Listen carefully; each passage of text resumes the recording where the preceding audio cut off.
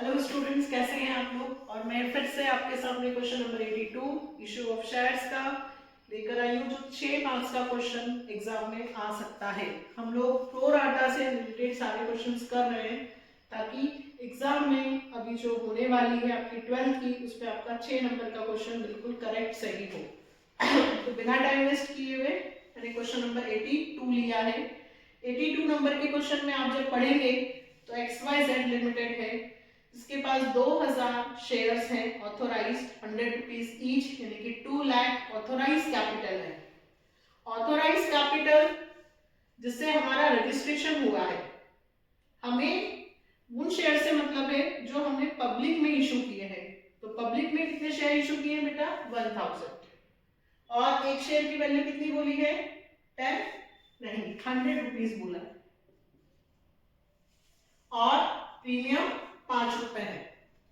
अब एप्लीकेशन पे 10, अलॉटमेंट पे 25, फर्स्ट कॉल पे 40, फाइनल कॉल पे 30। इसका टोटल देखो बेटा, 70, 80, 90, 100 और ये 105।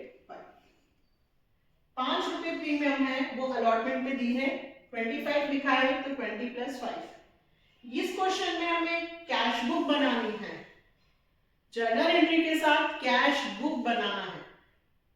अब कैश बुक बनाना है यानी कि जो हम फर्स्ट एंट्री करते हैं bank account debit to share application, वो एंट्री नहीं होगी, वो direct cash book. 11th class में आपने कैश बुक बनाई थी, क्या एंट्री बनेगी हमारी? Bank to share application. ठीक है, तो अभी कैश बुक बोला है तो हम यहाँ बैंक की जगह सबने क्या लिखेंगे? कैश। कैश से हम इसे रिप्लेस कर देंगे, cash account debit to share application. अब कितना पैसा आया है तो देखो, एप्लीकेशन कितनी रिसीव हुई है, हमें कितने शेयर इशू करने थे? 1000। और एप्लीकेशन हमारे पास आई है 1800। तो 1800 into 10, first entry cash account debit to share application, 1800 into 10 कितना होगा बेटा? 18000। तो टू शेयर एप्लीकेशन 18000, ये फर्स्ट एंट्री बनेगी। यहां नहीं लिखना है क्योंकि हमें कैश बुक बनाना है, तो जिसमें भी कैश आ रहा है, जहां हम बैंक लिखते थे, वो सारी एंट्री हमें यहाँ कैश बुक में डालना है। To share application 18000। ठीक है, सेकेंड एंट्री हम बनाएंगे। सेकेंड एंट्री क्या बनेगी? Share application account debit to share capital account to share allotment account, pro rata है, और टू बैंक। फर्स्ट एंट्री तो हमारी बन गई थी, bank account debit to share application. कितनी एप्लीकेशन रिसीव हुई थी? 1800। 1800 into 10, 18000। First entry application receive हुई है 1800 की, तो 1800 इंटू 10। फर्स्ट एंट्री क्या थी हमारी? Bank account debit to equity. यदि दिया है तो इक्विटी शेयर एप्लीकेशन लिखना है, अभी मैं इक्विटी नहीं लिख रही हूँ, शेयर एप्लीकेशन 18000, ये फर्स्ट एंट्री। 11th क्लास में हमने पढ़ा है कि जिसका अकाउंट हम बनाते हैं उसका नाम नहीं आता है, एक तरह से लेजर पोस्टिंग कर रहे हैं, तो बैंक नहीं आएगा, to share application, to share application. अब बात आती है सेकेंड एंट्री की। सेकेंड हम ड्यू करते हैं, share application account debit to share capital to share allotment, और रिटर्न कर रहे हैं कितने शेयर बेटा? 300। फर्स्ट क्वेश्चन मैंने लिया है जिसमें आपकी अप्लाइड 1800 में से 300 हम रिजेक्ट कर रहे हैं, तो 300 शेयर इंटू 10 मतलब कितना रिजेक्ट कर रहे हैं? 3000 रुपए। तो हमें कैश बुक यानी कि बैंक से रिलेटेड कोई भी अमाउंट यहाँ नहीं लिखना है, तो 18000 रुपए जो आए हैं उसमें से 3000 तो रिटर्न हो जाएंगे।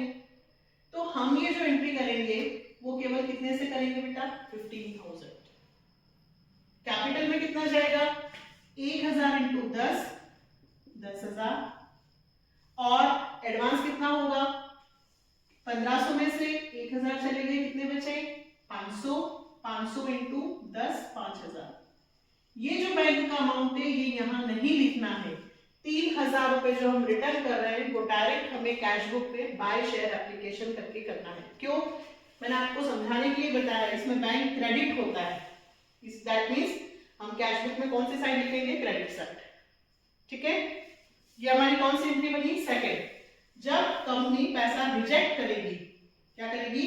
जब कंपनी पैसा रिजेक्ट करेगी तो जितने शेयर्स का पैसा है, अगर हमें कैश बुक नहीं बनानी होती तो हम यहाँ पे टू बैंक करके 300 इंटू 10 3,000 रुपए लिखते, पर अभी हम 3,000 रुपए यहाँ ना डायरेक्ट वहां डालेंगे। First entry, second.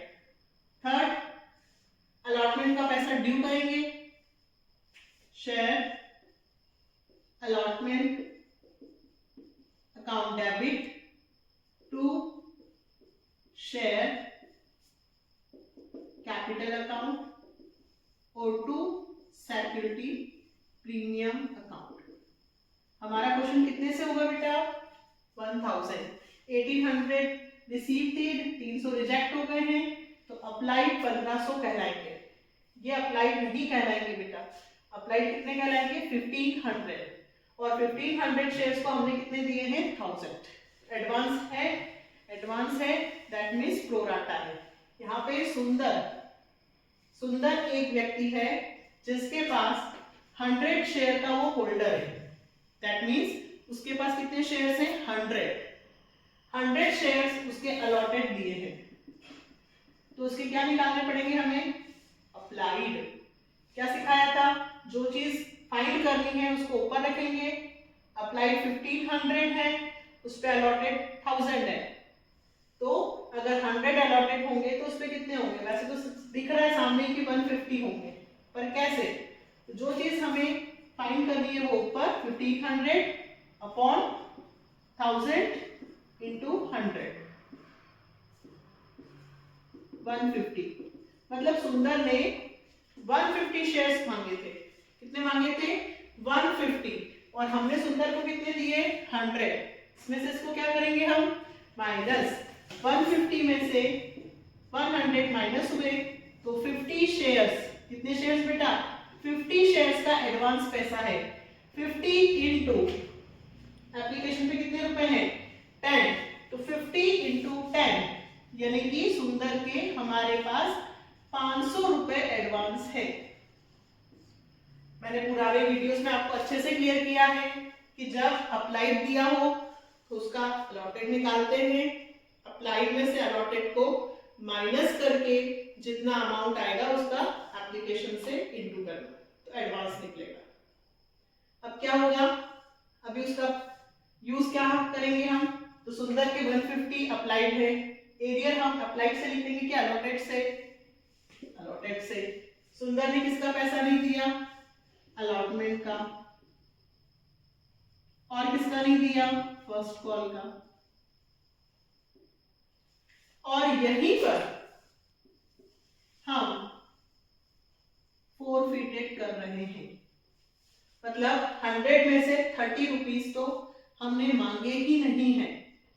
100 में से 30 रुपीज हमने मांगे ही नहीं है, तो कॉल्ड अप मनी हमारी कितनी हुई है? 70, जो हम 4 फीचर्स में यूज करेंगे। अभी हम अलॉटमेंट का पैसा पहले क्या कर रहे हैं? ड्यू। 1000 इंटू 25, 1000 इंटू 20, 1000 इंटू 5, ये अलॉटमेंट का पैसा हमने ड्यू किया। Allotment money due with premium. अब हमारा अलॉटमेंट का पैसा रिसीव होगा, जिसमें हम क्या क्या नाम लिखते हैं?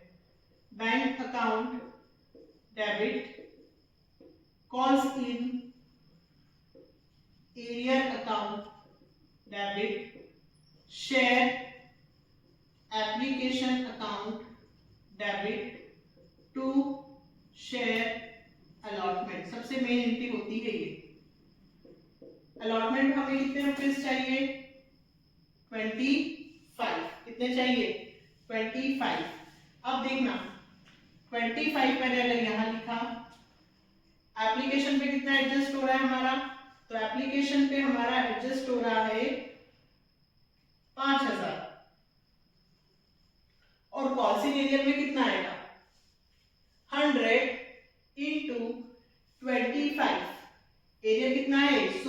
100 इंटू 25, कॉल्स इन एरियर हुआ 100 इंटू 25। सुंदर का एरियर कितना हुआ? सुंदर का एरियर हुआ 25 इंटू 100 यानी कि 2500 रुपए। उसमें से 500 एडवांस है तो एरियर में कितना जाएगा? सिर्फ 2000। अब मैं क्या समझाना चाहती हूँ आपको, 25 में से अगर मैंने 5427 माइनस किया तो बैंक में कितना आएगा? 18,000। लेकिन ये वाला अमाउंट तो हमें यहाँ पे लिखना ही नहीं है। क्यों? क्योंकि कैश बुक बनाना है। क्या बनाना है? Cash book. तो यहाँ पे बैंक नहीं लिखा जाएगा, सिर्फ calls in arrear account debit, share application account debit और टू शेयर अलॉटमेंट। मैंने पहले एंट्रीज के बनाई ताकि आपको क्लियर हो कि हमें अगर कैश बुक नहीं बनानी होती तो हमारा क्वेश्चन क्या होता? कितना एडजस्टमेंट कर रहे हैं हम? अलॉटमेंट पे 5, एरिया कितने से है? 2000। 2000 कहां से आया बेटा? फिर से बताती हूँ। सुंदर जिसके पास कितने शेयर्स थे? 100 शेयर्स पे उसने किसका पैसा नहीं दिया? अलॉटमेंट का। 100 इंटू 25, 2500 रुपीज एरियर है, पर सुंदर के 500 रुपए एडवांस है। 500 कहां से आए? उसने 150 मांगे थे और हमने उसको केवल 100 शेयर ही अलॉट किए हैं। 50 शेयर्स, कितने शेयर्स?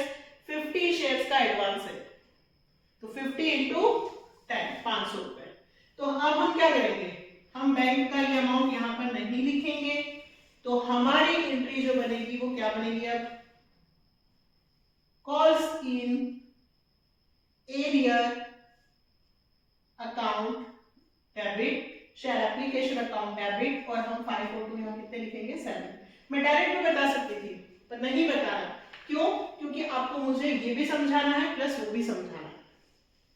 ये फोर्थ एंट्री हुई, मतलब पूरी एंट्रीज में जहां पे भी बैंक से रिलेटेड अमाउंट आएगा वो अमाउंट यहां ना लिखते हुए डायरेक्ट वहां लिखना है। हमारा to share allotment second entry वाला।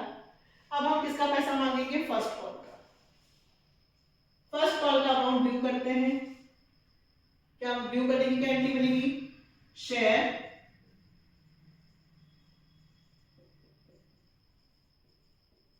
First call account debit to share capital account. कितने से बेटा? 1000 इंटू 40। पहले हम ड्यू कर रहे हैं। 1000 इंटू 40 कितना हुआ? 40,000। हमें फर्स्ट कॉल पे 40,000 रुपए चाहिए। Share first call money due. अब वही रिसीव का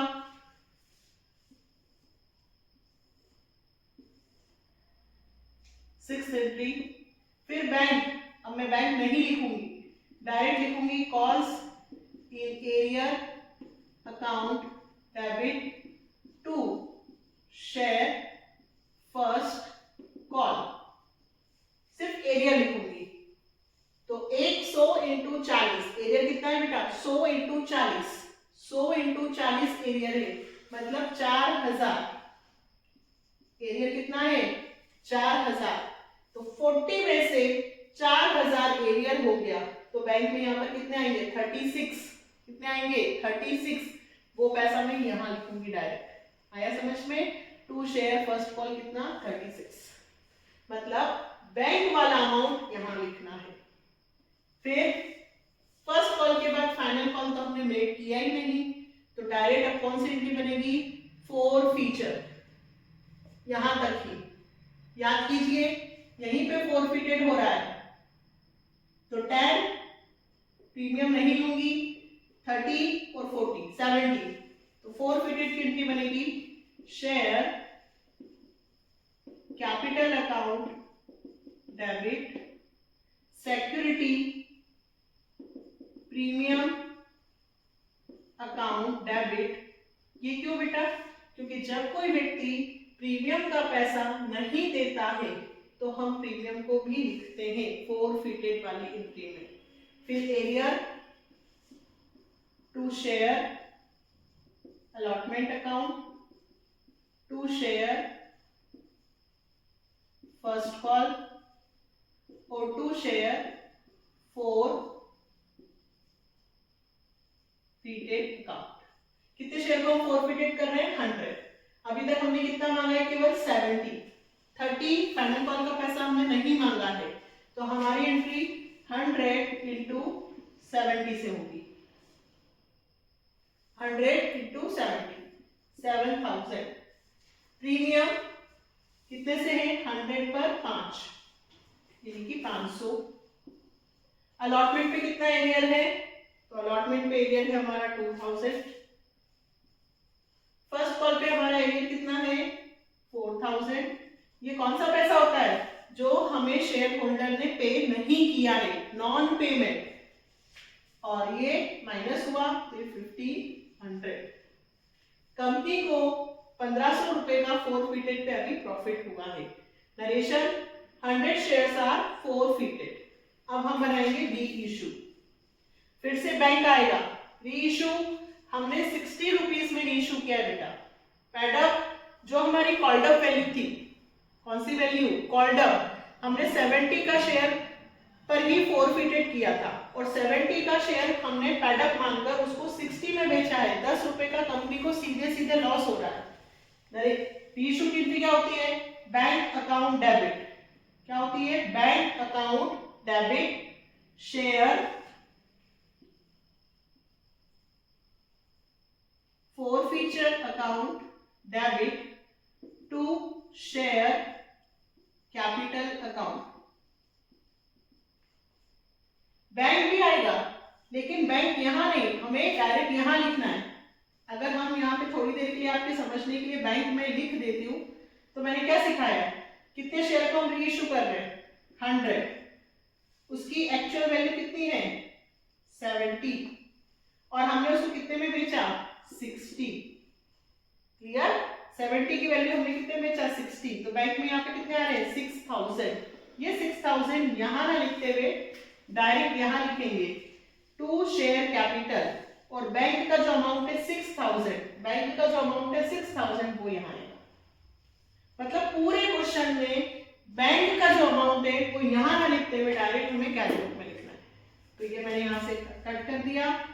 share forfeiture to share capital कितने से लिखूंगी? सिर्फ 7000, इसमें से 6 यहां आ गए थे तो डिस्काउंट 1000। और लास्ट ये किसकी एंट्री बनी बेटा? री इशू की।